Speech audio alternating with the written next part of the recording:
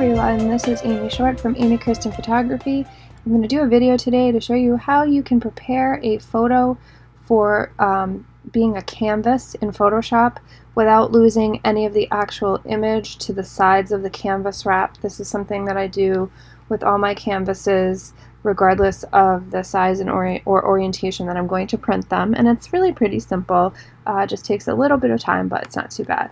So this is actually not the photo I'm going to use, it's just here in Photoshop. But the first thing I'm going to do is I'm going to go to File, then New, and we're going to pretend today that we're doing a 16 by 20 canvas.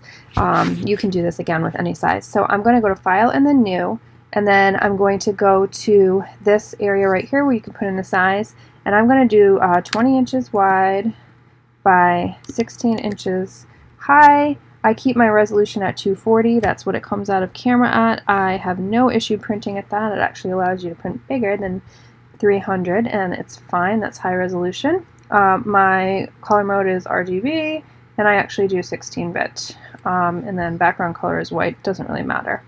So then I hit create.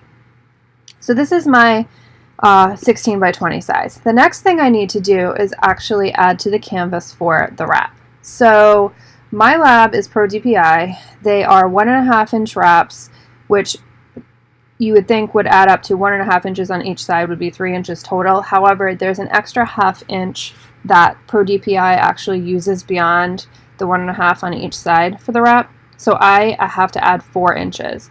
My best advice to you is actually to talk to your lab about what size the wrap is before you do this. So I am going to go to do this, I'm going to go to Image and then Canvas Size. And what I want to do, like I said, is actually add those 4 inches on. So now I want my image to be 24 inches wide and 20 inches high total.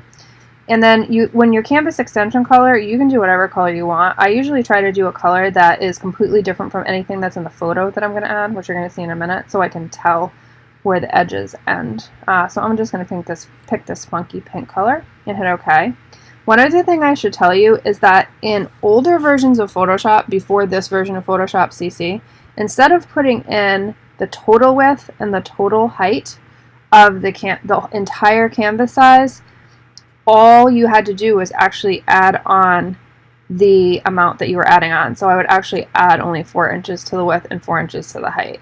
So if you try to put in your total size, like say that you put in like 24 by 20, and you end up with this giant canvas where the edges that you're going to see in pink are bigger than the entire thing, then you know that you have the version of Photoshop that works where you need to actually just put in 4 inches here and 4 inches here. But they just actually changed this.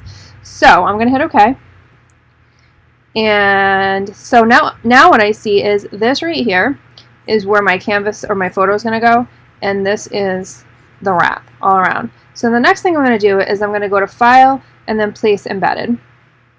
And what I have right now is I'm going to actually drop the photo in that I'm going to use. And I already saved this photo out of Lightroom because I have everything in Lightroom.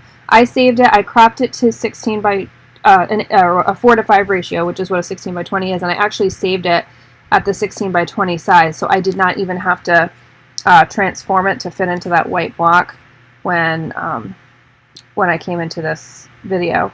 So it just literally dropped into the place I need it.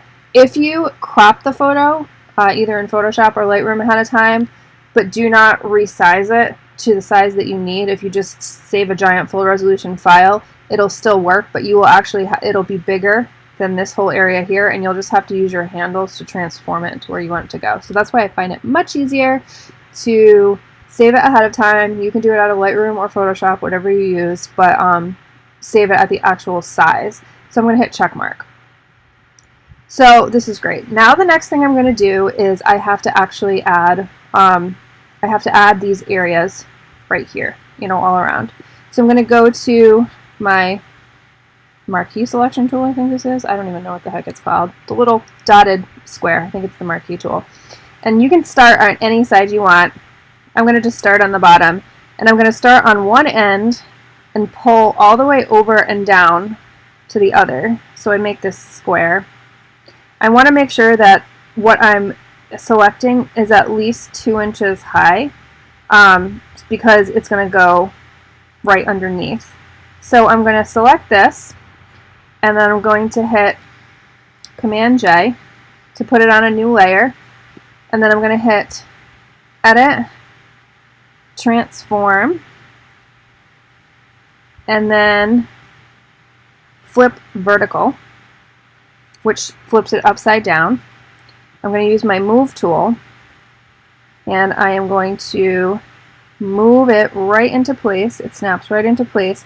And the reason that I had made that background pink before is because I wanted to make sure that there was no space between the original photo and what I created when I flipped it,